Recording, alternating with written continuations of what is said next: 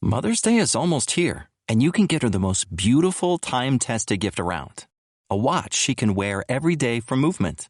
Whether mom's into classic dress watches, rare and refined ceramics, or tried and true bestsellers, Movement has something she'll love. And right now you can save big on the best Mother's Day gift ever with up to 50% off site-wide during Movement's Mother's Day sale at mvmt.com. Again, that's up to 50% off at mvmt.com. We made this.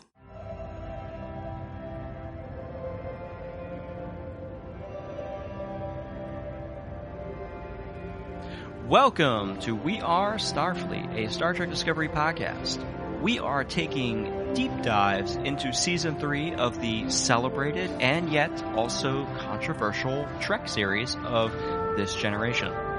My name is Mike Slamer, and I'm joined by Ian Buckley. Ian, how you doing tonight? Doing great, man. How are you? Man, I am a little lubricated. I'm not going to lie to you. I've been celebrating for most of the day. Hard not to.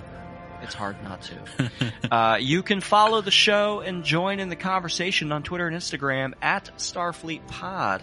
You can find this podcast on all major podcast platforms, from Apple Podcast, Overcast, and Podcast Addicts to Spotify. Follow, subscribe, and if you're so inclined, drop a 5-star review. Ian, we have a lot to talk about this episode. Yeah, we sure do. This one was jam-packed. Yeah. It aired on November 5th, 2020. And for those keeping track at home, today's date is November 7th. It's a Saturday. And while the episode aired amidst the drama and tension of the 2020 presidential election, we are recording this on the eve of Joe Biden's celebrated victory. We sure are. Yeah. For listeners in America, which at this point I presume is most of you, this was a really, really crazy week. At least for anyone following the election even remotely closely. Even I'm sure passive observers probably thought this was a bit unusual. Mm-hmm. And it's a relief to have it over. So it feels so good. I remember, when we watched, my wife and I, we sat down Thursday night to watch the episode, and there was a moment where we just looked at each other and we felt the emotion. It was so heartfelt and empathetic. And amidst all this tension of the presidential election and news media outlets not calling the election as of yet and waiting to announce a winner, it was just so the emotion, the tension, the anxiety we were all struggling with collectively as a nation. It just felt so palpable. Yeah, emotionally heightened definitely describes the week in our household, at least. I'm sure that's true of a lot of households around the country and even world. Yeah. Yeah. But luckily, we had Dr. Culber there to help us. Yeah, Dr. Culber was there to ask us if we were okay and to let us know that it was okay if we weren't. Yeah, and he was there if we needed him. Yeah. Episode 4, Forget Me Not. I think continuing the tradition of wonderful episodes for Season 3. This episode was written by Alan McElroy, Chris Silvestri, and Anthony Marinville, and directed by Hanel M. Culpepper. Now, I want to point out, Ian, that these are Star Trek Discovery alumni writers. Yeah, and director too. And director, yes. So Alan McElroy also wrote Obel for Sharon, which was episode 4 in season 2. Yeah, so one of my standout episodes for that season as well. Yes, and I love that little bit of symmetry. Whether it was intentional or not, it doesn't matter. I love how things kind of line up in that kind of way. And Hanel M. Culpepper has been a director on multiple different Star Trek Discovery episodes, as well as Star Trek Picard. Yes, good to have steady hands, and it's clear that they they've been working with the show for a while. They've been working with these characters for a while, and it shows that they now have they're writing and directing with a lot of confidence. They seem to really know what this show is right now, and it's allowing everything to just kind of work together really smoothly. Yeah, agreed. It feels like they've not only got the ship on the right course, speaking largely as a metaphor here, but it feels like they know exactly where they're going and it's full steam ahead. Right. Whereas in the past seasons, there was a little bit of, with the changeover of showrunners and writers in the writing room, it felt like, maybe they were putting together story arcs that then didn't go anywhere, or, they had to pivot and create something out of nothing that they originally weren't planning on. So it feels good to have a very cohesive feeling and writing and story all put together. Yeah, as an audience member, it's good to feel, even though I might not know where they're going, to feel like they know where they're going. Yes. And having had seasons past where it felt like they maybe didn't quite know where they were going, it's just a little bit of a different feeling watching this season so far. So tell me what your overall impression of this episode was. So as I said earlier, really positive. I loved the, sort of as we pretty much knew was going to happen. They went to Trill and we got to flesh out that really kind of important Star Trek species even more than we have in the past, which is great. This is the kind of, it's not really fan service because it's revisiting this species that has this, this deep, long-standing tie into the Star Trek universe, and it makes sense why they would go there. They're a long-standing, familiar sort of member of the Federation, and it was really wonderful to revisit the place on screen in the 32nd century. Right. So if you put a number on it, what are you calling this? In terms of how I rated the episode? Yeah. Well, about an 8.5, 9. All right. Yeah. All right. Yeah, really good. That's high marks. I'm right up there with you. Yeah. I'm thinking it's 8.5, 9, if not a 10. I'm trying to, I'm maybe on a rewatch, if we were to revisit the season after everything's all said and done, I might rate it a 10 out of 10 because I feel very strongly that this was an excellent episode. It's very standout. Every Star Trek series has its selection of standout episodes that you will always reference, right? So TOS has like Space Seed, Trouble with Tribbles, Guardian of Forever as these standout episodes where you can take someone who's never watched a Star Trek episode, you can sit them down, you can say, hey, watch this. And if you like it, you'll probably like everything, right? Right. Next Generation has Best of Both Worlds, Measure of a Man, Voyager has Year of Hell, Tinker Tailor Dr. Spy, I could go on. But for Discovery, Forget Me Not fills this role, and I think, in time, could supplant The Inner Light as an episode I would immediately tell a non-Trek fan to watch as a jumping off point for the franchise. Sure. Yeah, this is a good all-around sort of entree to, hey, here's what Star Trek could be. It's an episode, you're right, that you could show to pretty much anyone without them needing to have the background that you and I have in Star Trek to appreciate. Yeah, it feels like they did enough of a good job of just putting this episode in a little bit of a bottle and letting it float out to sea. Yeah, and I think that this is, at least so far, based on the last couple of episodes, this seems to be kind of what they're trying to get out of Star Trek Discovery Season 3, where it's there's this through-line story, we know what happened, kind of this disaster, and we're figuring it out, and like they have a long-term overarching mission that will, weave throughout the season. But each week we're dealing with a new problem, which has it feeling very much like a pretty classic Star Trek episode and like a classic Star Trek show.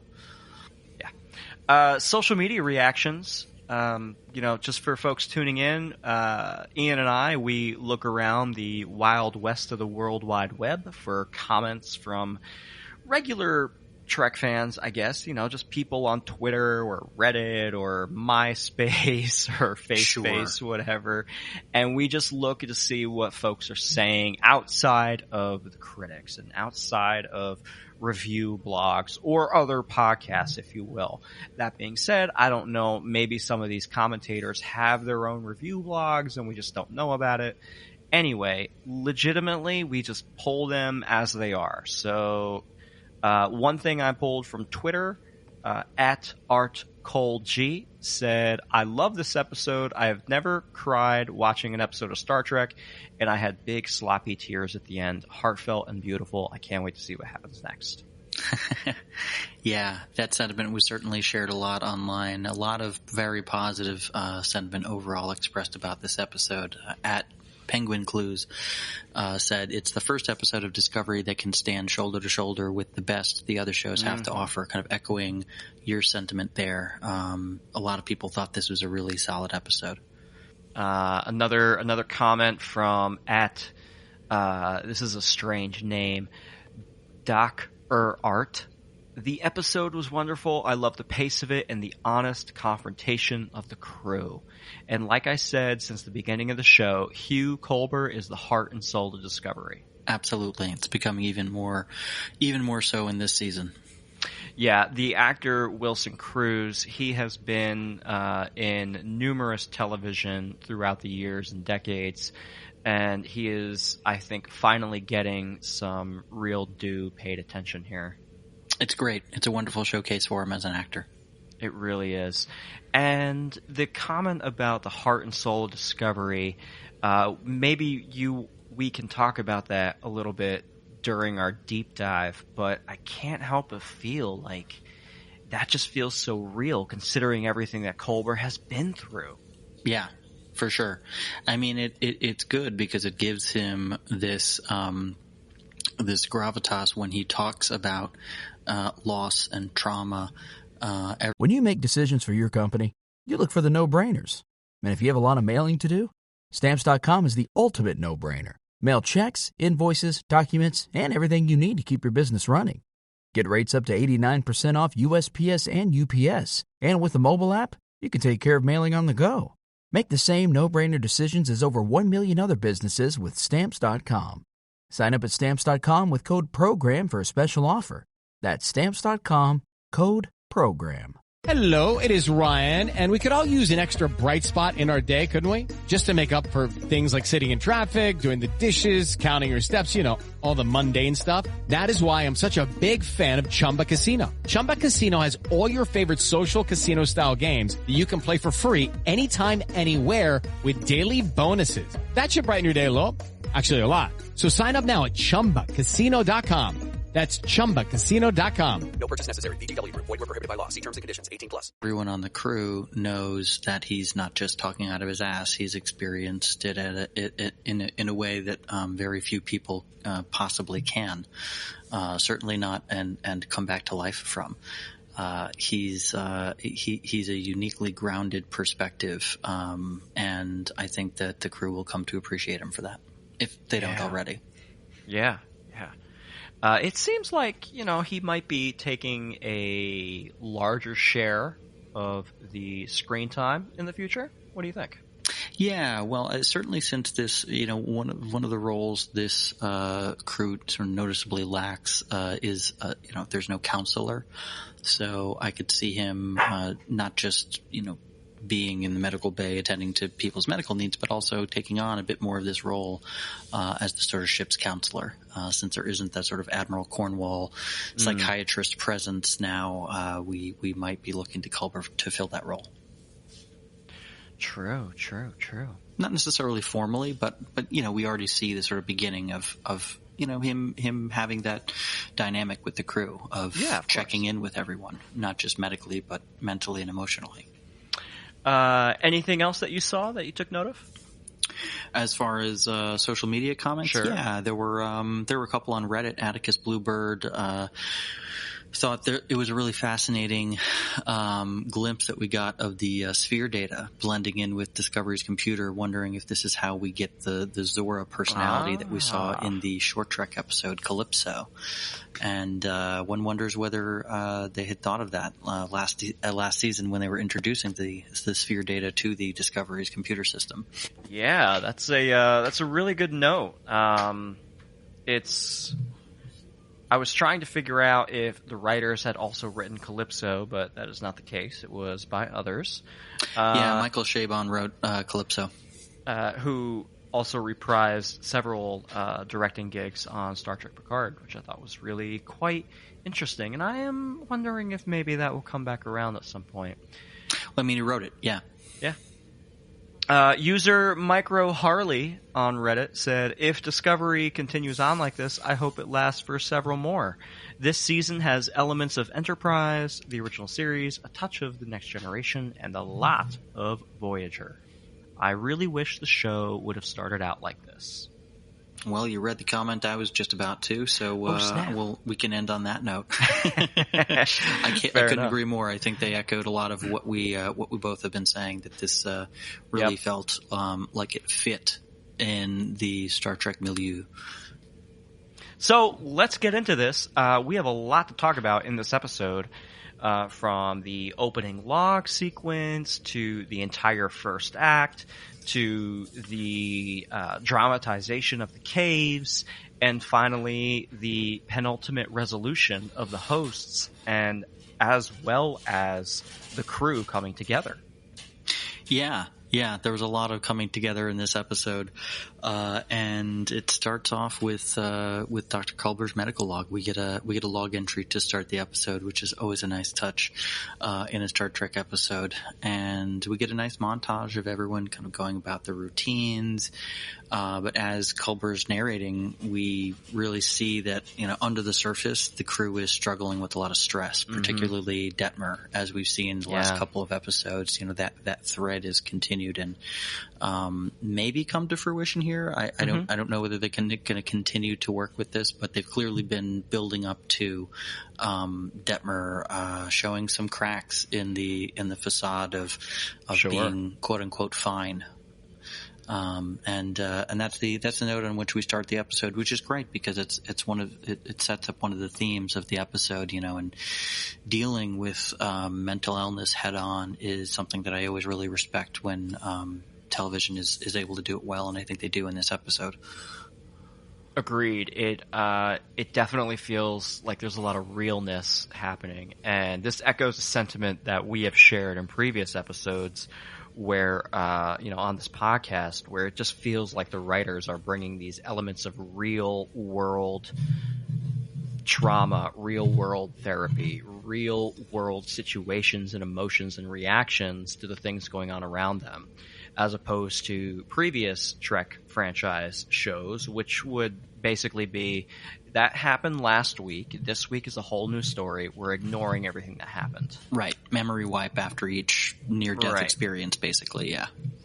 And yes, that is a product of modern television, serialization, and the ability to binge watch, where now viewers have become so smart that they don't need to have their hands held through every single episode. Sure, although it does, the connective tissue that this episode has with Deep Space Nine. I'm reminded of the PTSD episode. What is it? It's Only a Paper Moon. Is that the episode where Nog is dealing with going back? That he doesn't want to go back to duty because he got his leg blown off and he's scared and he doesn't want to die.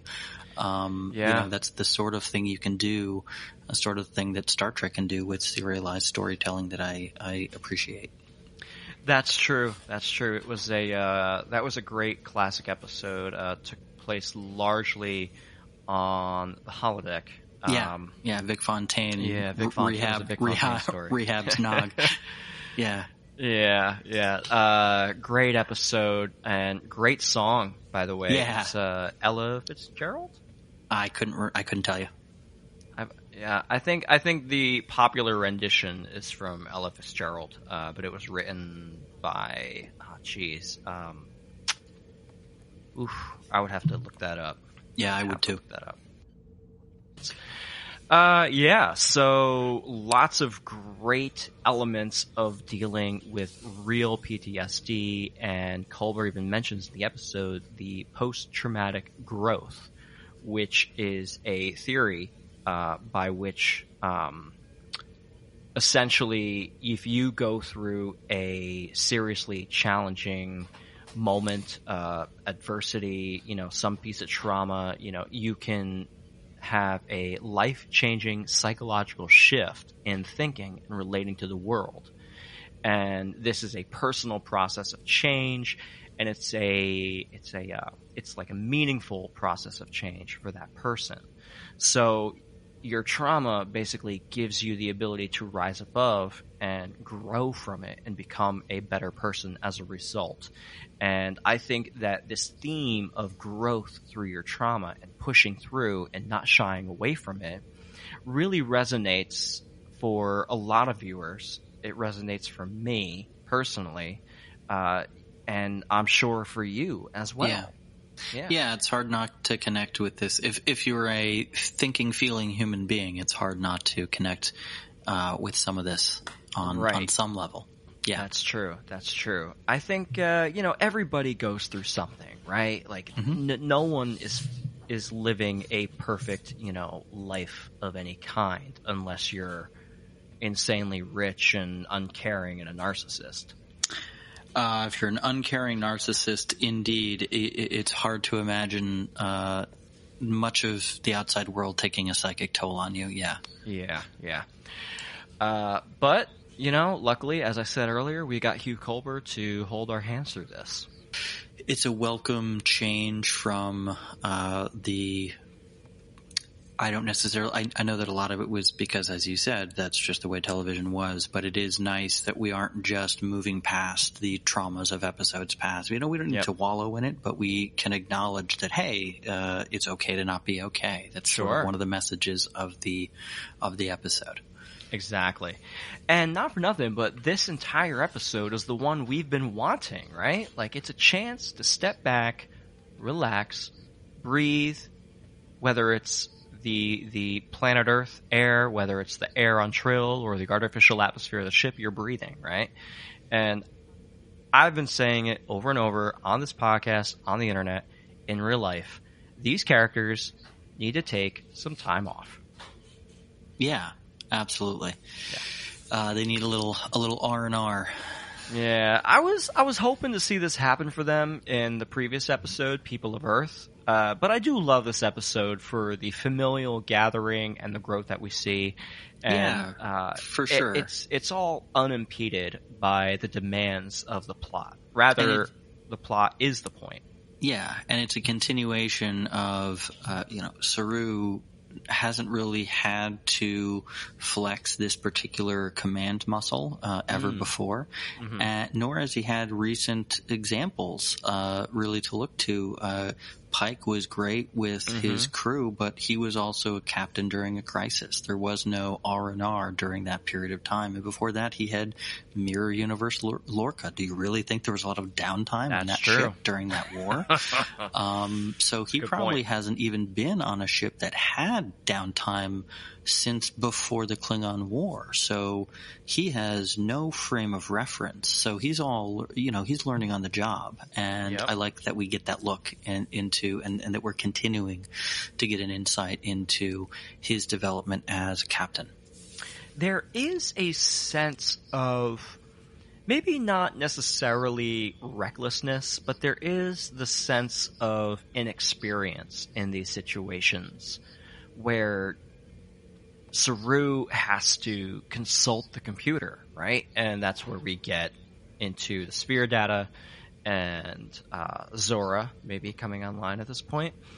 And It's interesting that this Kelpian, who has been in Starfleet for many years, was a commander and basically achieved promotion through the battlefield, is now captain of the Discovery, but he doesn't know how to bring everyone together and how to get them to relate. I thought that was a very interesting character element for Saru.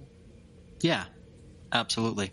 He needs to be given the opportunity, just like anyone else, to learn from his mistakes. And he does. He's a very intelligent, compassionate, thinking creature. And he doesn't even really make as big a mistake as he thinks he does in this episode, which Tilly is happy to remind him at the end. That's true.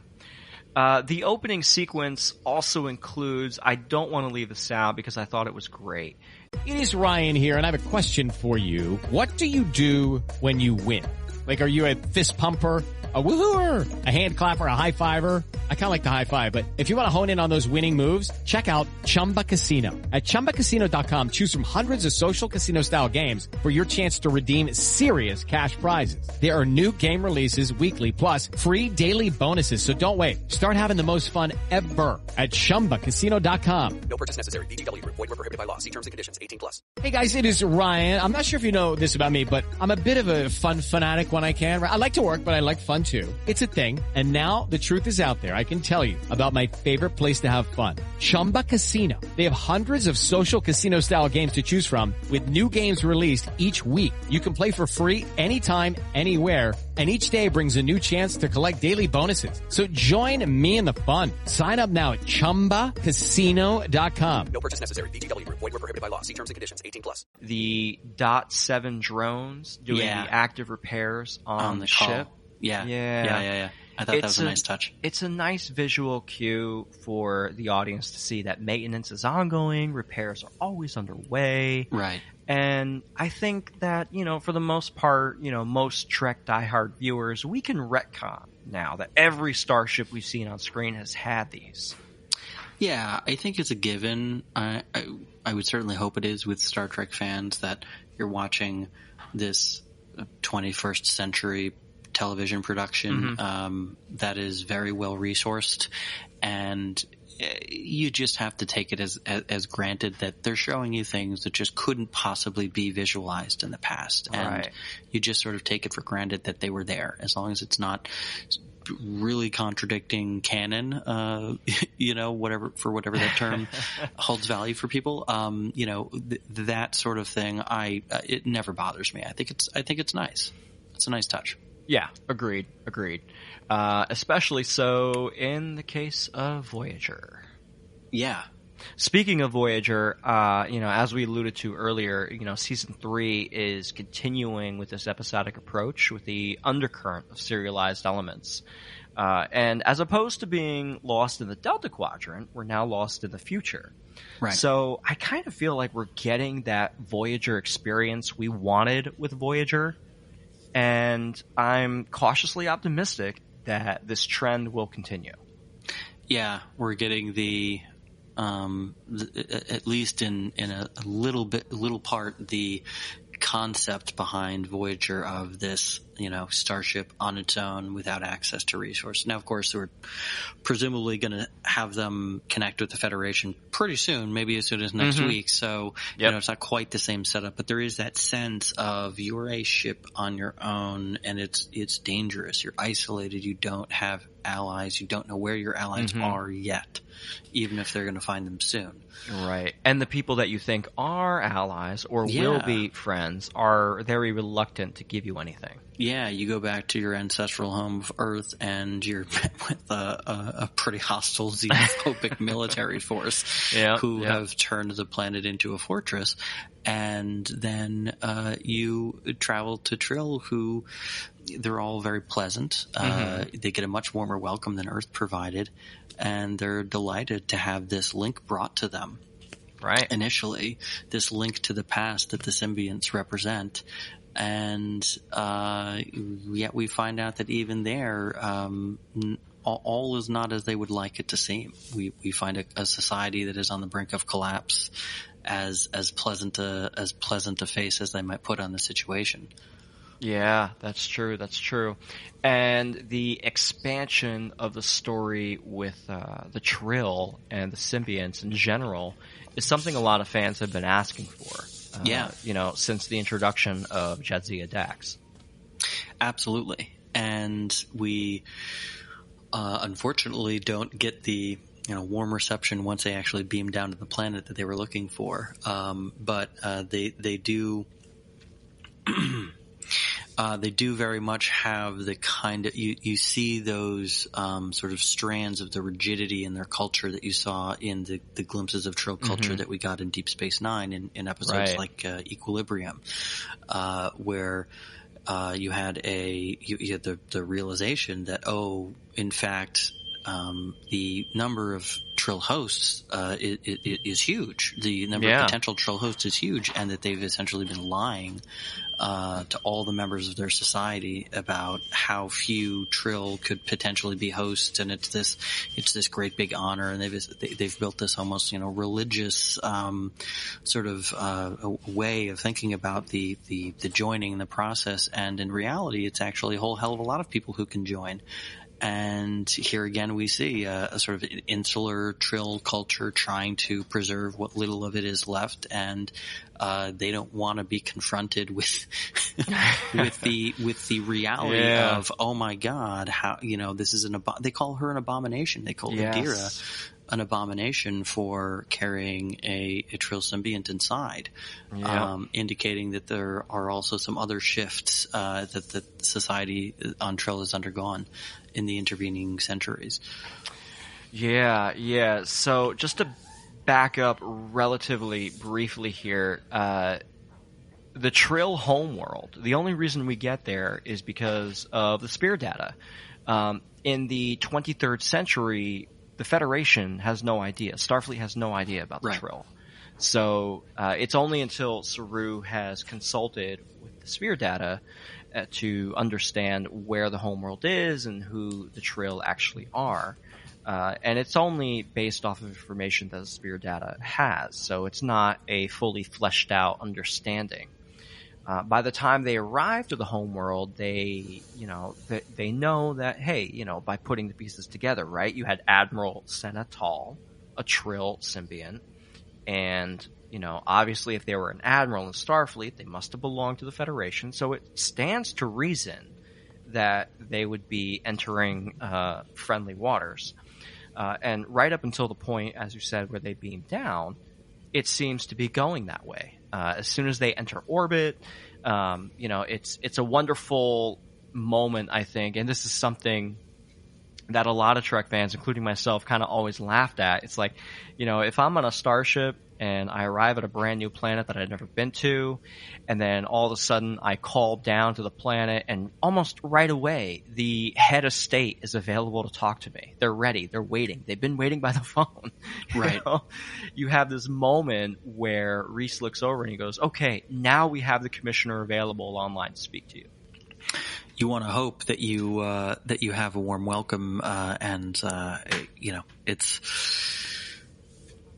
it's one of the sort of other things that makes this feel like a classic Star Trek episode. We've seen this sort of thing before, where the Starfleet officers beam down to the surface and they meet with the locals, and there's some people who want to trust them and some people who don't, and the conservatives win out, and then wait, the lone liberal voice of reason actually is coming to the rescue. It's I had to smile when I even though you can sort of see the story mechanism at work, it just felt fun because it's such a classic Star Trek setup.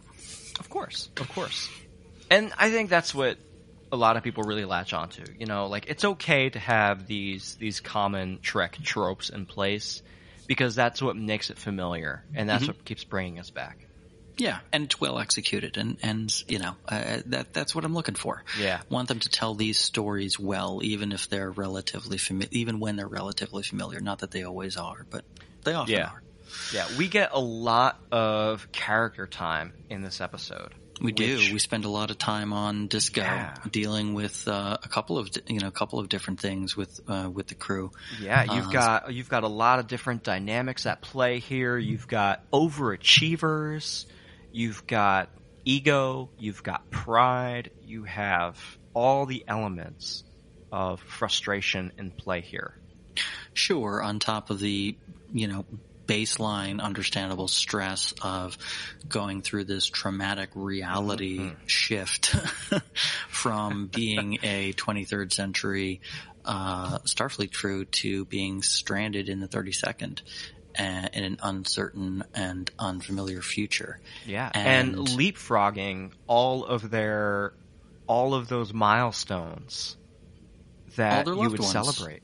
Absolutely. Everyone and everything in their lives that they cared about is long in the past, and they're dealing with that. They're dealing with the fact that the Federation is no more, or is a shadow of its former self. Starfleet, certainly, it seems to be it's a catastrophe rather than a sort of a uncertain but potentially warm welcome into some future Federation. It's all gone. And for a lot of them, they had this foundational belief. Michael alludes to this, that the Federation would be forever. And when they're confronted with the cold, hard reality that is not necessarily going to be the case, that must have a traumatic impact on a lot of them, because they're in Starfleet. These are all true believers to a large extent, at least at this point in Starfleet's history. Yeah. Something I've noticed, I can't stop thinking about, is a very common critique of Discovery is that there was always too much action. It's too frenetic. It's too crazy. There's too much phaser fire. There's too many ship battles. And I have to say that this season has been a direct anathema to that criticism. And this episode takes it even further. Not only does our bridge crew get some time to relax, we get to know them better through all of this. Absolutely. Yeah. We have a lot of, some of the online commentary alluded to this too. The characters and the show in general is being given room to breathe. We are getting this, we have this major dinner scene with, the entirety of the bridge crew basically, and Michael Burnham is not in the scene. She's not there. She's not even there. Can you imagine an episode in the first or second season of this show where Michael Burnham wasn't in that scene? Exactly. So it's a nice opportunity that the writers and directors have in this season. They're taking advantage of it to really flesh out the rest of the crew. And Saru's time on Discovery in this episode is spent figuring out how to relate to the crew, how best to serve as this sort of counselor captain at times, this role that he has no real frame of reference for, and he's clearly not really comfortable in. Yeah. It's an interesting dynamic to put a ship captain into, right? Yeah. It's one of those challenges that, we have these challenges that to a lot of Star Trek fans would seem obvious. It could be an external threat. There could be there's a hostile force. There's a pirate. There's a this. There's a that. There's some sort of threat out there that we have to confront. Even if it might reveal things within. And this is all internal.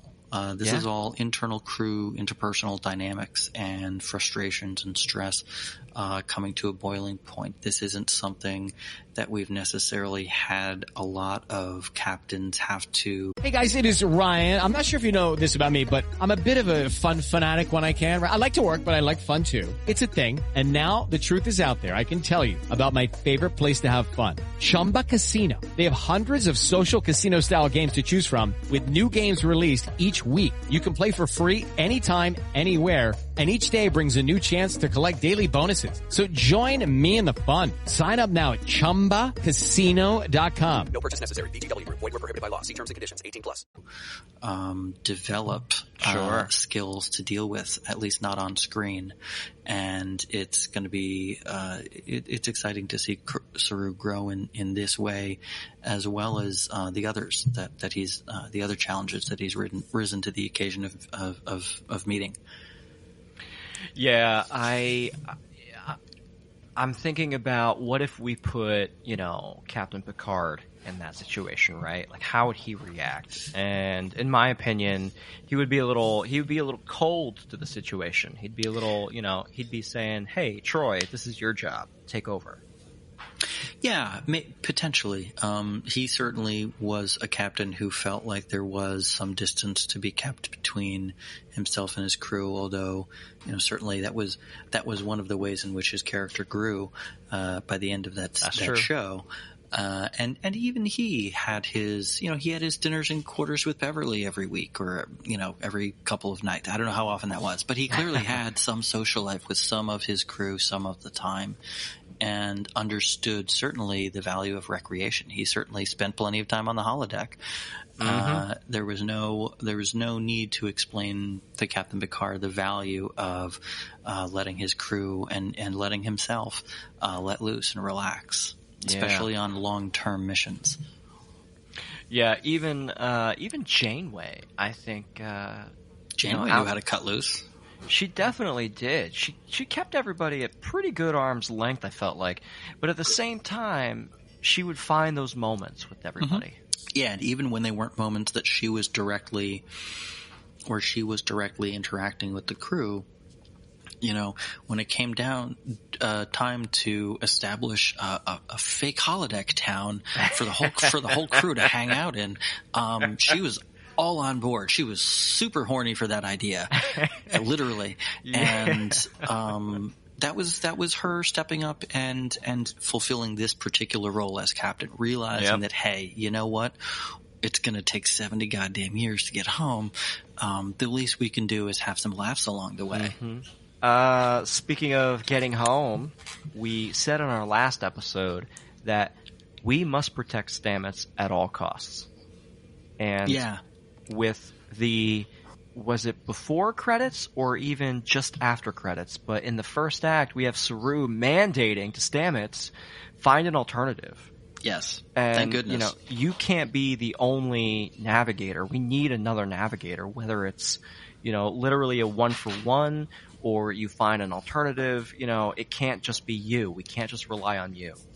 Yeah, good on the writers for recognizing the resource management problem that is Stamets in the 32nd century. It'll be. I'm guessing. I think we potentially got glimpses in at least one of the trailers of the new interface that they eventually develop. At least that's what it seemed to be. So it does seem like this is another thread that they're going to start weaving through the next few episodes at least while they try to figure out this problem. The whole clash with Tilly as a result of this, with Ensign Tilly badgering Stamets about a new dark matter powered interface device. And in that scene, I couldn't really blame him for the way he reacted and snapping at her. This is the man's life's work, right? And he has been working on this project and developing it for so many years. And now he is the only arbiter and controller of this device. And now here comes this upstart ensign, and yeah, he might like her, but she's got ideas, and he already knows that they're not going to work because he's been so involved with it. But as a result of being so involved, you and I both know you can just get tunnel vision and think, only my way is the way. He's not thinking clearly. Granted, he's stressed out. He's a little self-centered. He got impaled and, he's alive. There was blood everywhere. And he's super stressed out. As far as he's concerned, he is the only means of survival for his friends and shipmates. And he's still Stamets. I mean, he's always been kind of a dick. He's always been kind of a dick. Maybe not directly, to people that he cares Season 1 about. Stamets was pretty direct about being a dick. He also did, to Tilly. Yeah. But, of course he's stressed and everybody's feeling this, right? And all this manifests in the lashing out. And once we get to that penultimate dinner scene and we see Detmer start lashing out, you start to realize, this is not just Stamets. It's not just Detmer. It's everybody. And I think that's really where Culber's assignment to go around and check on everybody, where he says, yes, everyone is physically healthy, but they're not mentally sound, is so important, right? Yeah, they're mentally and emotionally exhausted, even if they're doing physically well. And one of Saru's, first ideas is like, well, can we give people more to do? Can we structure their days more? Do they need more routine? Yeah. Do they need more routine? I got a little bit of a laugh out of that. It's like, normally that would be the answer, but in this case, no. Yeah, normally I'd say, sure, pile on. Yep. Yeah. But no, in fact, they need a little bit more than more work. Yeah. I don't know if you have seen the movie Ad Astra with Brad Pitt. Yeah, of course. Yeah. Yeah. So do you remember in that film, so much of the dialogue is dedicated to doing these psychological assessment tests throughout their missions, right? Yeah. That's a very real thing. Like the pressure of, you're going not just far from home. Like if I leave my house in New Jersey and I go to New York, or if I go to, Boston, or if I'm going up to Canada, I know it's not that far to get back. Right. But, you're talking billions upon billions of miles, the stretches of distance between Earth and the Moon and Mars and Saturn, humans aren't meant to do these things. Right. And long until hauls in space are not something the human mind can grasp easily. Exactly. You lose your muscle mass. You have weakened heart and lung capacities. And, these are all very real world effects as a result of a zero-G environment. So, the psychological assessments are a very real thing, right? But in the era of Star Trek, we have artificial gravity plating, and you have artificial environmental, temperature regulation. You have holodecks, maybe not in Discovery's era. But as a result, these adventurers are still out in space. They're not just far from Earth, but they're in a completely different time. So having a ship's counselor on the bridge of the Enterprise D is now suddenly making all the sense in the world. Sure. Yeah. Long stretches of time, long-term missions, and ones specifically without expectation of someone being able to come to your rescue or aid if something you're expected to be entirely self-sufficient, and part of that is mental health self-care as well as physical health self-care. Yeah, I mean, you run into the mirror universe version of yourself, Yeah. You just fight a rogue AI and take a wormhole to the future. Stuff messes with your head. It messes with your head. We got to get more counselors on these ships, man. Yeah. Yeah, so as Saru and the gang are kind of grappling with the mental and emotional health component on board, and Stamets and Tilly are starting to think about how to steer the spore drive without Stamets having to plug his arm into the thing. We get the drama unfolding on the planet with the Trill and their rejection of Adira and her symbiont, and Commissioner Voss actually, we learn, wants to cut the Trill symbiont out of Adira, and Adira's actually Adira and her symbiont are banished off the planet as a sort of compromise. Yeah. To avoid some compromise. Her being forcibly cut open. And the Trill symbiont being extracted. But as they are kind of on their way off the planet, Commissioner Voss actually tries to kidnap Adira and is overpowered by Burnham. And we have what's his name? Guardian G. Guardian G is one of the Trill. He's like the Trill spiritual leader, and he wants to welcome Adira and kind of study her and how she was able to join with, like, he sees the fact that she was able to join with the symbiont, something that they as a society and kind of a religion believes is not possible. The fact that she's proof that it is. Like, he wants to learn about it. So he takes them to the symbiont caves, these milky pools where the little symbionts swim around in, that we saw in last, I think, in Deep Space Nine.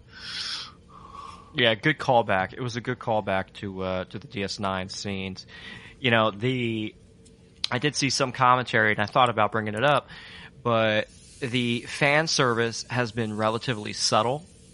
Yes. There were many moments, and you and I had talked about it, like, what if they bring in Dax, right? Like, what, you know, and other folks were like, well, what if they bring in Odin, you know, who was the symbiont or the Trill that Riker had bonded with for a very brief moment of time. Right. And yeah, it would have been easy to bring them in for a bit of fan service, but instead they didn't, right? And they're going in a new direction.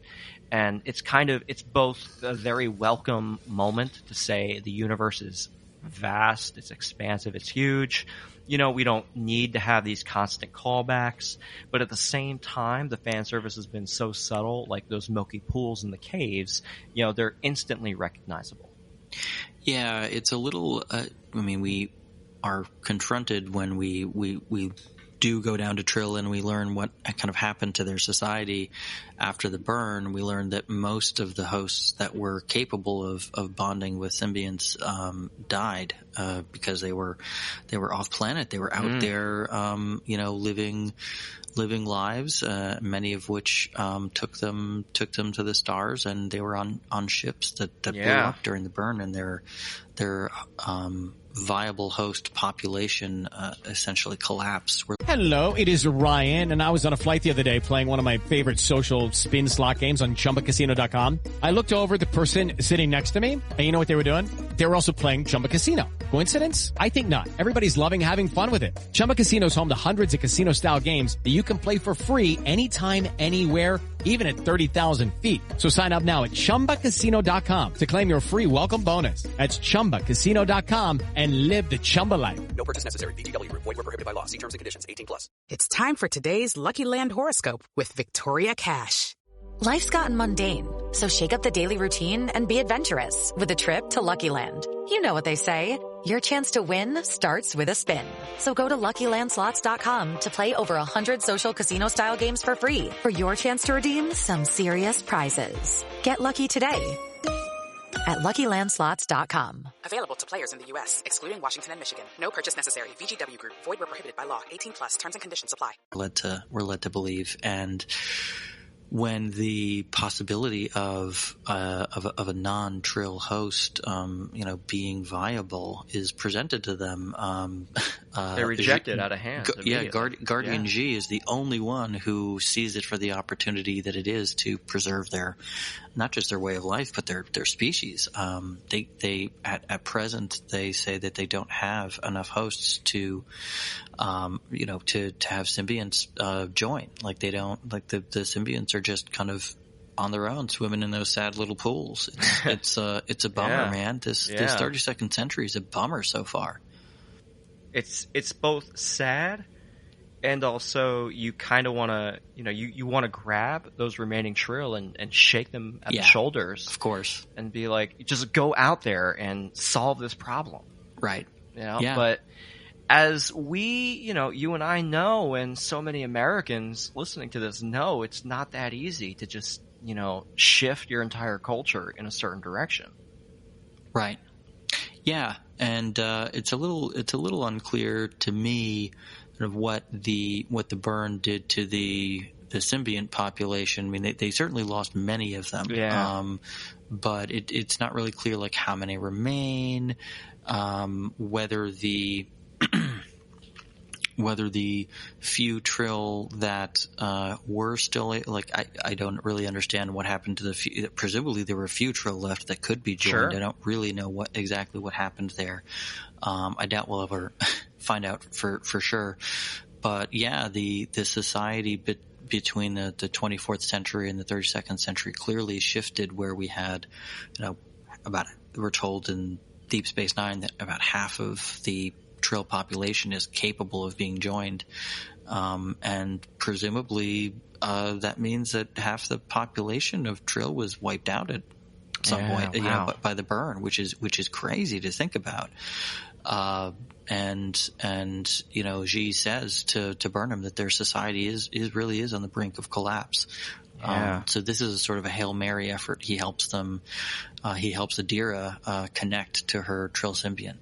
Yeah, it's also a wonderful callback to the original series, wherein you have Kirk and Spock land on a planet and they meet with the leaders. They refuse to meet with them, but then you have someone on the side saying, "Hey, no, come with me, come with me." Right. Yeah. And similarly, I couldn't help but feel, speaking of callbacks to the original series, I couldn't help but think of The Apple, the episode where they kind of land in the jungle and, they beam down.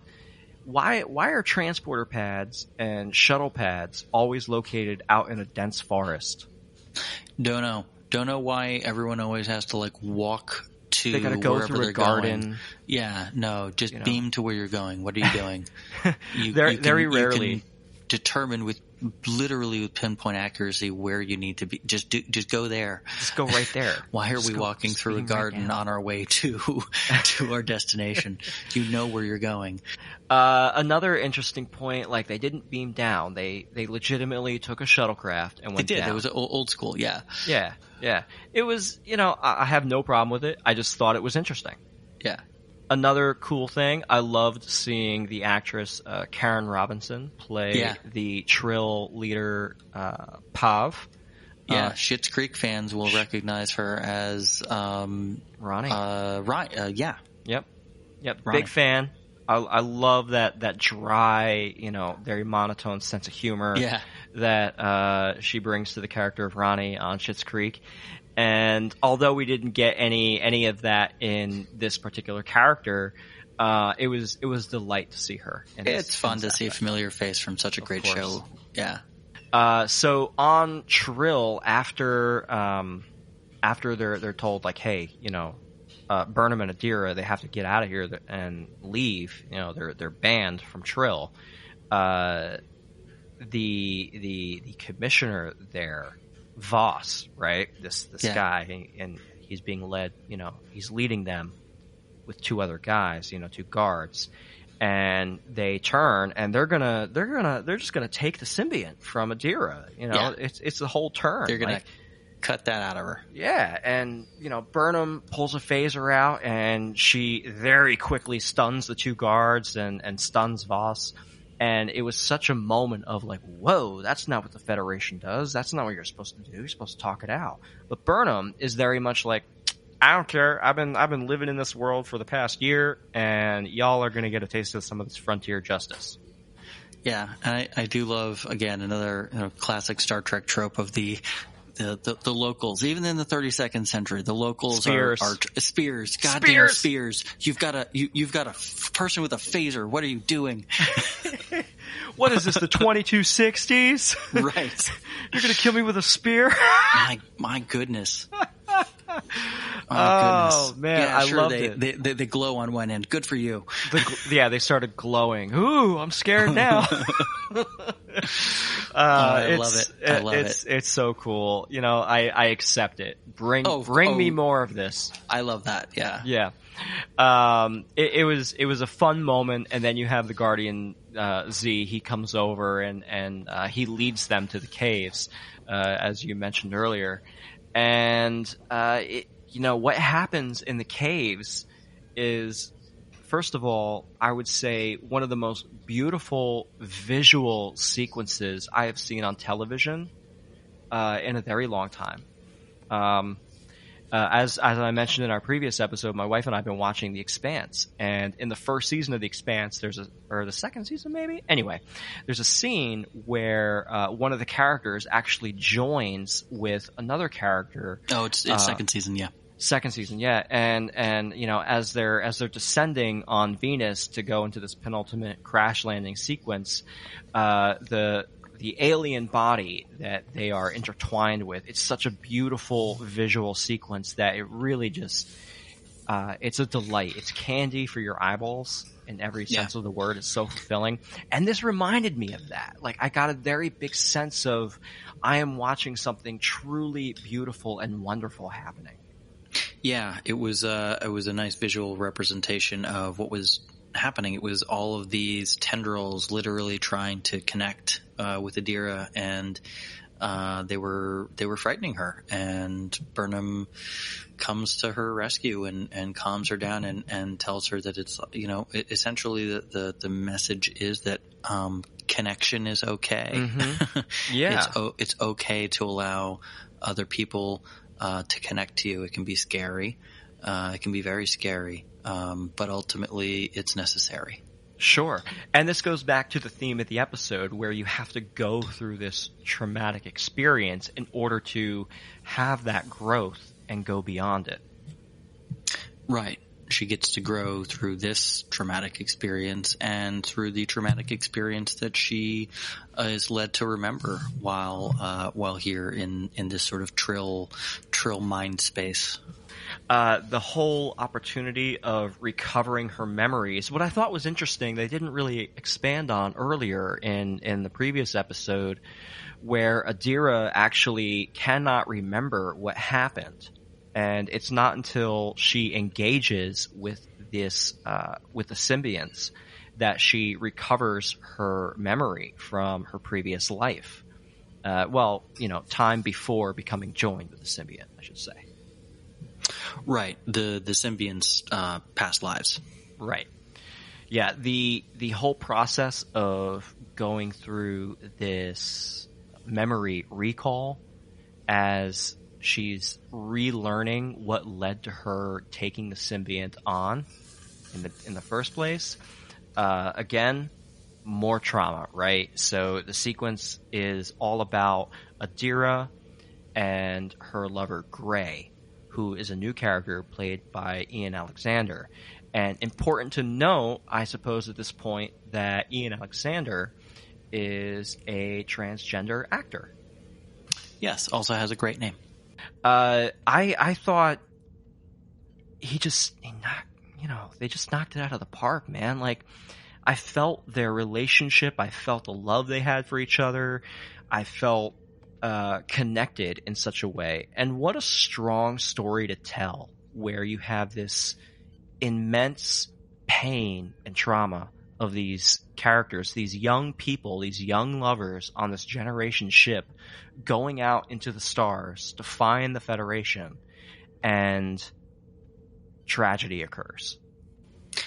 Yeah, we meet the character of Gray, who's a young Trill. Presumably, at this point, they're both around the age of maybe 14, and they show that this character Gray actually is joined with this Trill symbiont Tal on this journey that they're on together, and Adira's adapting to this sort of new joined personality, persona of Gray's, and as they're in the midst of learning to accept this new normal, tragedy strikes. Gray is mortally wounded, and the symbiont has to be transferred in order to survive. Adira agrees to take the Trill symbiont on as a host, and doesn't form the mental connection that a Trill host typically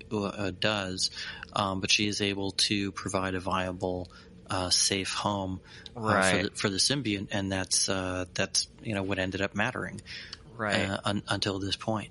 And we do get a new bit of canon and world building for the Trill, in that the symbiont must accept the host as much as the host must accept the symbiont. Whereas in the episode of TNG, which I know is relatively sort of canon, maybe not canon, depending who you're talking to, but as far as Trill goes, it's pretty dodgy there. It is. But, I suppose it's worth talking a little bit about. Totally, yeah. Only in that, Riker was only able to host, as a human, he was only able to host the symbiont for a few days before they would die, basically. So, interesting thought here that, it is possible for other species to host as long as they are fully accepting. And in the terms of dealing with all this trauma and all this and all this tension and needing to make an emergency transfer from the Trill host to a human host, the symbiont said, in this case, yes, I accept it. As they were attached to Gray, they learned that Gray was truly in love with Adira. So they knew they could trust Adira. They knew that they could accept Adira and feel safe and feel at home and be, properly safeguarded. Definitely. And Adira, with her connection to Gray, she knew that, this was extremely important. It wasn't just Gray that she was talking to. It was also the symbiont she was talking to. So at the same time, this was a connection that needed to be made, and it was accepting for both parties. Right. And there's a lot of wiggle room within what we don't know about Trill biology. Mm-hmm. It could be that just like among Trill themselves, apparently half of Trill are capable of being hosts and the other aren't. Maybe the same is true for humans. The Trill that Riker interacted certainly wouldn't have known or admitted that humans could ever be viable hosts long term. So, as far as I am concerned, it doesn't really contradict anything because we just don't know. Sure. The answers to those questions. I think it's fine to say, well, it turns out we could, and we just didn't know, or it was a closely guarded secret that outsiders weren't allowed to know. Sure, and I'm willing to accept that, and it leaves it open to discussion, which is something that, fans of any franchise love to talk about. Totally. Yeah. I loved the element of the cello. Mm-hmm. Mm-hmm. The ability for the symbiont to have these memories and to be able to, impress upon their host this ability is really cool. Yeah, again, sort of echoes of the end of that DS9 episode Equilibrium, where Jedzia's alone in her quarters playing the keyboard, piano, whatever you want to call it. That she didn't realize she knew how to play until she was able to access and engage with this prior host that she was unaware of. Right. And that leads to the ending of the episode, which one of the most beautiful endings, where Adira is in her quarters and she picks up the cello to play as Burnham is leaving. And as Adira is playing, the image of Gray suddenly appears, and they have this wonderful moment together. Where it's kind of a little bit of a dig, where Gray says, "Hey, you could play that better." And Adira has to kind of learn a little bit about playing cello. It's not just, she automatically knows. She has to build that muscle memory, because as any musician knows, it's not just pick up and play. You have to build that muscle for it. Right. Just immediately having the knowledge of how to do a thing is not the same as actually being able to do a thing. Right. You have to actually do and learn by repetition. And speaking, since you brought it up, I'll reference The Expanse again. Love it. This appearance of Gray to Adira. It's going to be interesting to see what this prior host and former alive Trill, what role he has to play in Adira's future. I happened to be reading an interview with Ian Alexander, and he did reveal that he's also going to be in season 4. So this is not a 1 or 2 episode appearance. This is someone who's apparently going to be woven into the fabric of this show from now on. It'll be, I have no idea what they're going to do with it, but it does seem that it's something they're committed to doing. Yeah, I'm excited to see where they go with it. Yeah. I hope it's not just some, here's a little fantastical ghost type situation. If it's just an element, a figment of Adira's imagination, if you will, or a product of the symbiont interfacing with the human mind, it remains to be seen. Yeah, I think we're going to learn. I think we might learn a little bit more about about Trill, potentially about what happens when Trill symbionts bond with non-Trill hosts. Maybe it's something to do with that. Who knows? It'll be interesting to see what the explanation is. It's clearly going to need one because they're building him into the show. And to be fair, they've always given characters who start seeing other characters that no one else can see. They do have a history of acknowledging that in the show. Yep. And addressing that directly. So I'm sure we'll see it addressed directly at least at some point. The entirety of Adira's experiences on Trill and going through the cave and meeting with the hosts and having to relive these traumatic memories, as a whole, it played out so well. I know for some commentators that I saw, some individuals, they felt that it was kind of a rushed, emotional connection similar to Ariam's episode back in season 2, where it's like, why are you asking me to care when I don't know anything about them? But in my opinion, it didn't feel forced. It didn't feel like I was being asked to care about Gray and Adira's relationship. I was being asked to care about Adira and how she became who she is today. Right. The purpose of the flashback isn't to, tell their, love story. It's really to flesh out, it's to give her memory back, and to connect her with her past, through this prior relationship and through this Trill symbiont, but also, it's about how she processes the grief and the trauma of what she experienced. It's not really the story of how they met and fell in love. If it was, we probably would have spent more than 5 minutes with them. Yeah. That all tracked for me. It made sense. And look, it is something that we're going to get. Unlike the Aram thing in season 2, this is something that we're going to get built out and fleshed out throughout the rest of the show, and sounds like into next season as well. So it's not a sort of a one and done story. So I'm also reserving judgment based on that. We don't have the full scope of where they're going with the story that they're telling between these two. We have a lot to see and a lot to learn about these characters.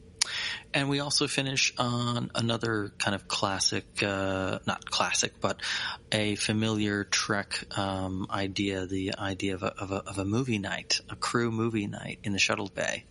Yeah, so before we talk about movie night, let's talk about that dinner a little bit. Sure.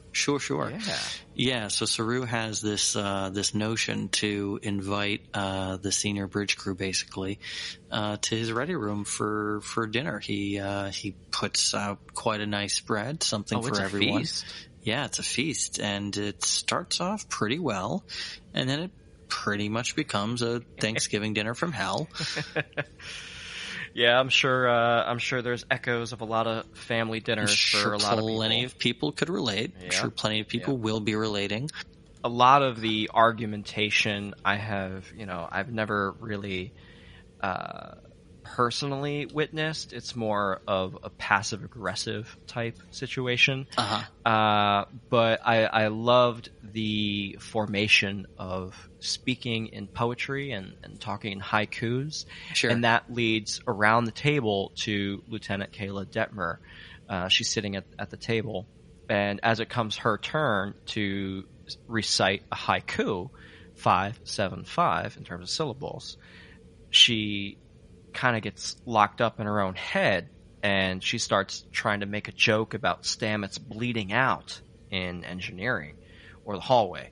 And everyone looks over and they're like, what the hell are you talking? What's going on? And it clearly gets more and more uncomfortable as Detmer tries to resolve the 575 haiku syllable in her mind, and she continues to focus in on this Stamets' blood is red. How does that work in the haiku? And you can tell she's trying to make it make sense, sure. But everybody stops her before it gets there, and that's where things kind of blow up. And I love that there was this actual, face-to-face argument between Stamets and Detmer. Not that I ever expected it, because I certainly didn't. It was out of nowhere. But that's how these things happen, right? That's where these blow-ups come from. They're kind of out of nowhere. But you can see that Detmer kind of maybe sort of resents Stamets a little bit for his ability to just walk in and save the day, while she's the one who actually has to do the piloting of the ship and, you know, maneuvering and putting them in harm's way. She flew through the wormhole, and, you know, just above, you know, Earth's orbit, she had to block 32nd century quantum torpedoes, you know, with the hull, and possibly kill her crewmates as a result of that. There's a lot to unpack here. And this blow up felt not just real, but it felt almost welcome, right? Because in order to move past these hang-ups, you got to talk about them. Yeah, absolutely. And you see that there's this, they haven't really alluded to it in the past, but you can sort of see where it comes from, this tension that Detmer has with Stamets of, you know, he's got this arrogant air about him, about the role that he has on the, you know, he Sure. knows that they need him. He, you know, Saru just told him earlier in this episode how vital and literally indispensable he is. And he conducts himself that way sometimes, in general, and also with how he speaks to his peers. And Detmer's got her own sense of pride. She's a pilot, and she sees his role on the ship as less akin to what she does and more akin to being a piece of biological equipment that needs to get plugged in for the ship to go. And because what I think she feels is in a real direct, tangible effect on the ship and its fate. It is Ryan here, and I have a question for you. What do you do when you win? Like, are you a fist pumper, a woohooer, a hand clapper, a high fiver? I kind of like the high five, but if you want to hone in on those winning moves, check out Chumba Casino. At ChumbaCasino.com, choose from hundreds of social casino style games for your chance to redeem serious cash prizes. There are new game releases weekly, plus free daily bonuses. So don't wait. Start having the most fun ever at ChumbaCasino.com. No purchase necessary. VGW Group. Void where prohibited by law. See terms and conditions. 18+. And its crew, you know, she crash landed the ship into the planet and made sure they all didn't die. And she's got a lot of pilot's pride tied up in her abilities and the fact that very few people can do what she does. Just like Stamets knows that no one can do what he does. Yeah. There's they're both right in that sense.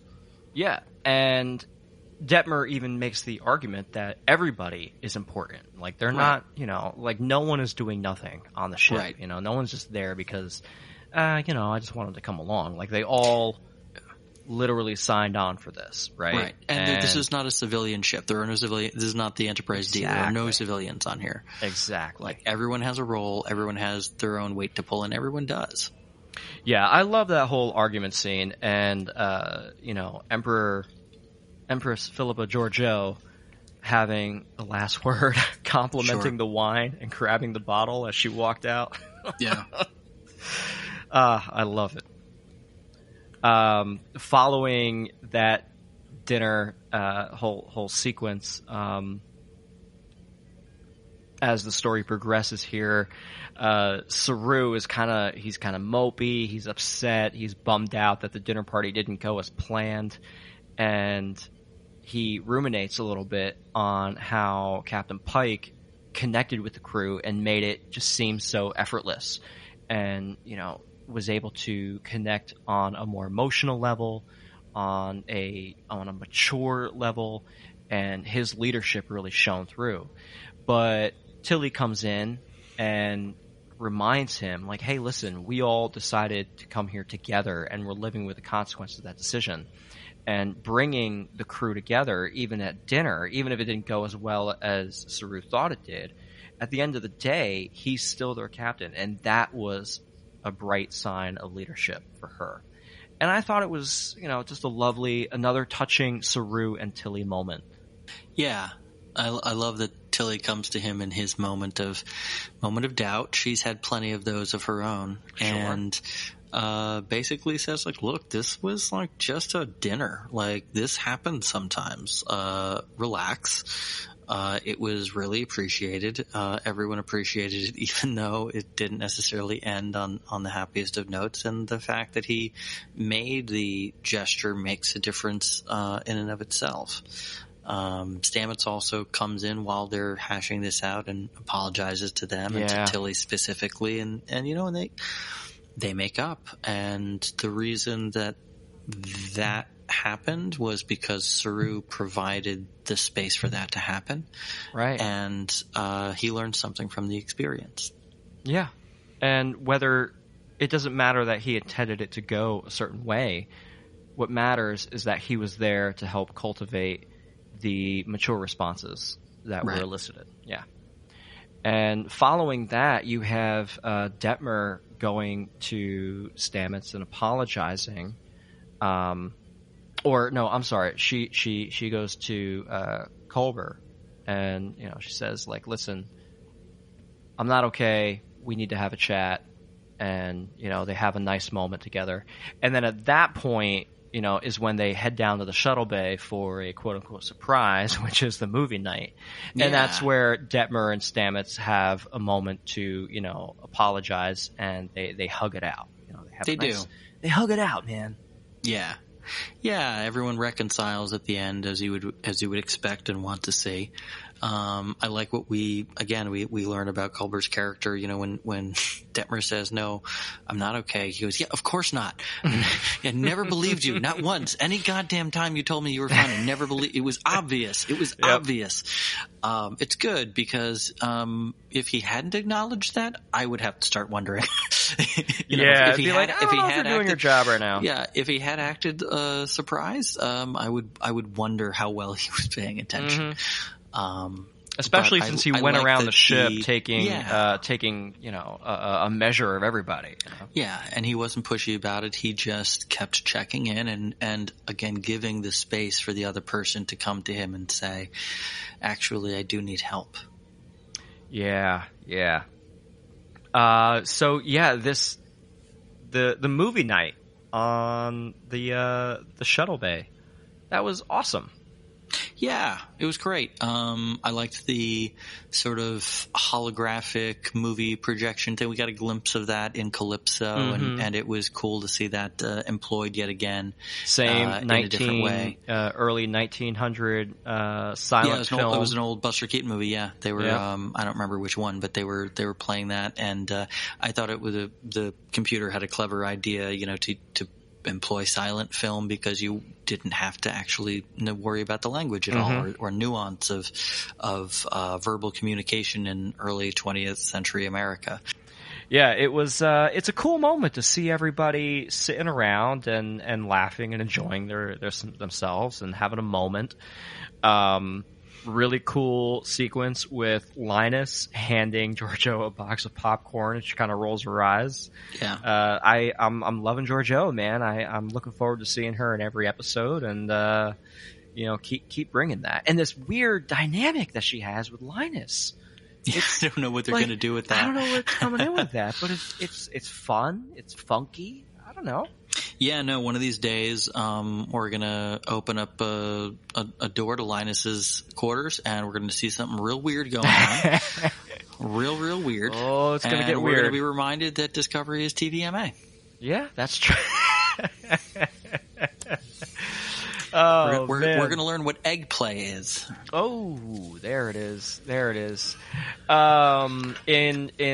the back of the shuttle bay, you have Culber walking up to Saru and saying, "Hey, this was a great idea. We needed to do this, and everyone needed." He says, everyone needs to basically say, "We're not fine," before they could begin the healing process, right? Which is a very real thing. Again, I love. I've said it before. I'm going to keep saying it. I'm going to keep saying it every time I see it on screen. It's real.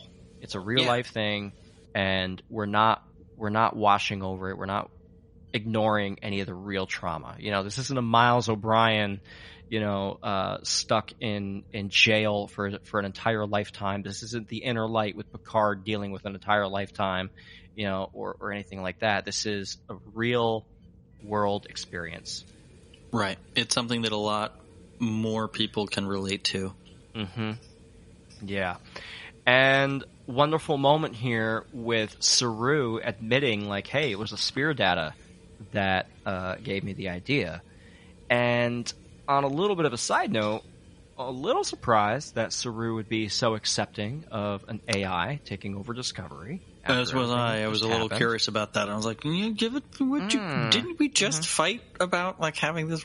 I think he sort of has come to accept that, and he did communicate with, he was instrumental in sort of establishing that communication with the sphere when it was happening. I think he trusts the data in a way that he certainly wouldn't with, a random rogue AI. Sure. It's one of those things where he recognizes and perhaps trusts the benevolence of the sphere data. I think he also recognizes that he can't do a damn thing about it if he decided he doesn't trust it. That's also true. And I think that Saru is eager for any advantage he can get in the 32nd century. Me too. Yeah, I think he recognizes that this is a unique resource that he has. Of course, the information that it contains only goes up to when it was destroyed, so it certainly can't give us information about the stuff that happened in the intervening centuries, but it can provide a wealth of, like we said, the coordinates of Trill, for example, a wealth of information that's going to be useful, potentially even to the Federation when they reconnect. Yeah. Coordinates for civilizations that they haven't been in contact with, or who knows what. Information could be useful to. We don't really know what situation the 32nd century Federation is in, other than we know it's bad. Mm-hmm. Yeah, it feels as though the sphere data itself might be a little bit of the magical device function for the Discovery. Where it can answer nearly anything, and it can outsmart nearly anything. It's almost like having Spock or Data or Odo. Where you it gives need them those a special little edge. Yeah, it's a little special edge. You're right. Standout moments from this episode. It's hard to choose anything, but what do you got? It is hard to choose. Loved the dinner scene. I really enjoyed the connections that Culber was making with all the crew. I think that theme of making sure that if you're not okay, you know that it's okay to not be okay, and to let someone else know that you're not okay.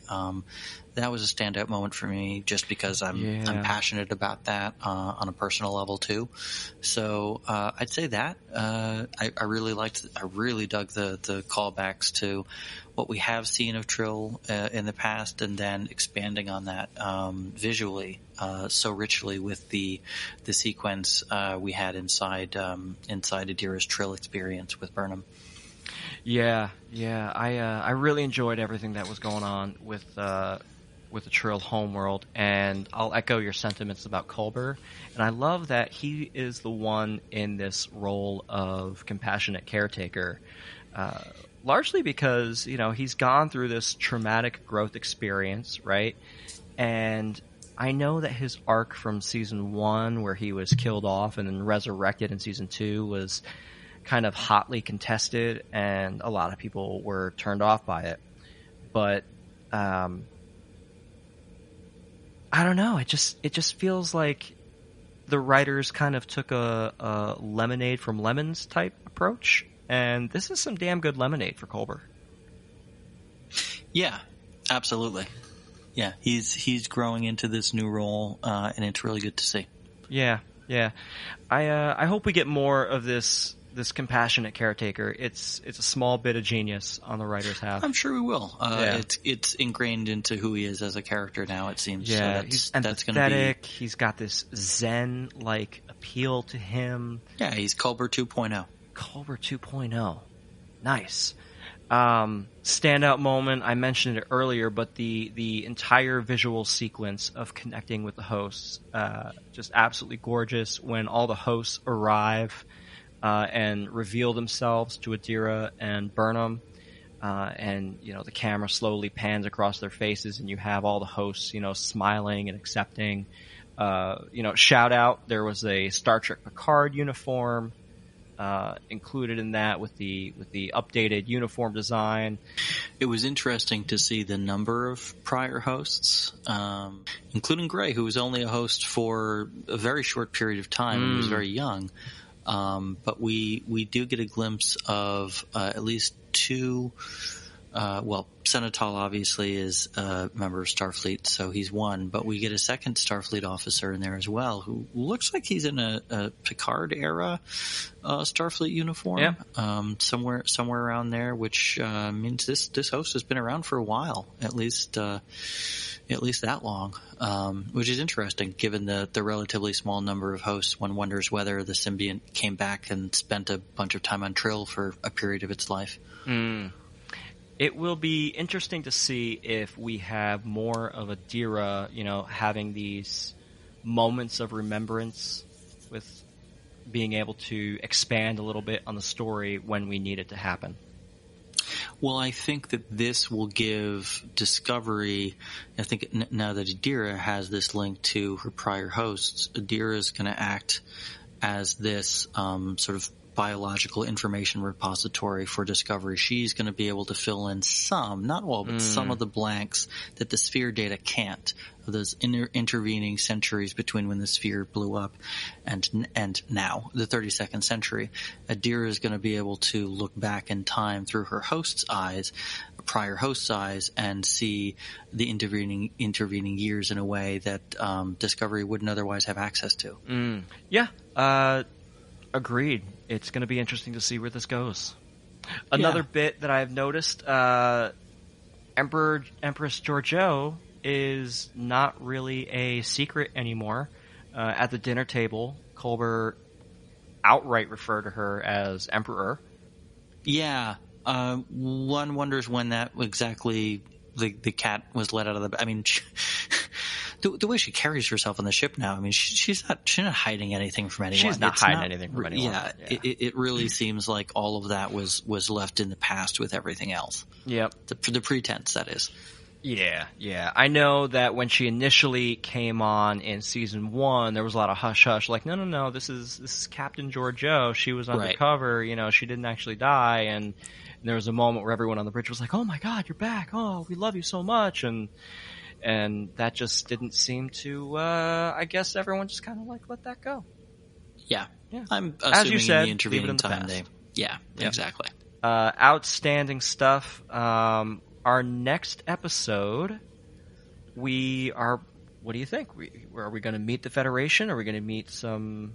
What's the episode title? I don't have it in front of me, do you? Let me pull it up. It's Die Trying, episode 5. Ooh. Die Trying. Okay.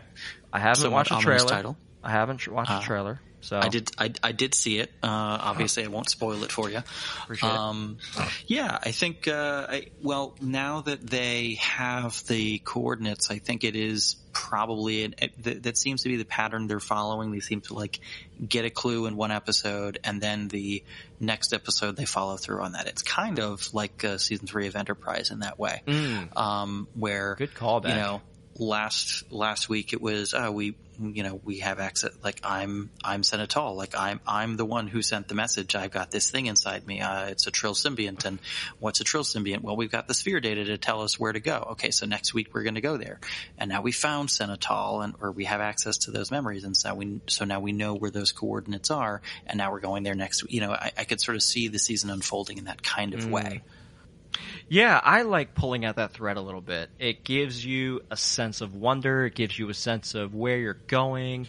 And it's like any great mystery, right? You have to follow the clues. Exactly. And it's I'm sure they're not going to stretch it out over the entire season, but it is right now. I'm getting pretty eager to see some Federation remnants. I want to kind of see some other ships. I want to see some Starfleet ships. I want to know what the hell's going on. Well, it's funny. It's funny you say that. That segues perfectly because I was thinking episode 5. Do we have a proper adversary like, is there a real antagonist that we're going up against? Because it doesn't seem like that. That's true. Although I think, how many episodes was it into season 2 that Control started to rear its ugly head? I think it was certainly past the midway point. Yeah, it was a little bit. I think it started around episode 4 or 5, and I was thinking, like, it is possible that a real antagonist could come to fruition, but you had all those elements leading to it with the search for Spock. Star Trek 3, it was Captain Pike and the Red Angel and these signals. There was still a bit of a mystery that they were still trying to solve, but there seemed to be an overarching sense of danger involved at some level. Whereas here we don't, even though there's danger at stake, it feels like the stakes are low, and it feels like the adversary is more just the situation and not necessarily as Georgiou put it, an unstoppable force or an immovable object. Right.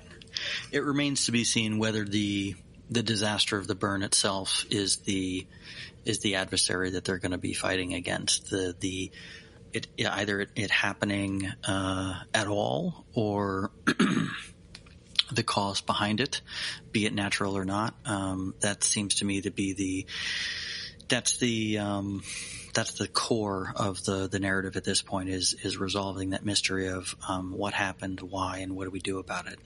That's true. That's true. Anything that we missed in this episode that you want to reference?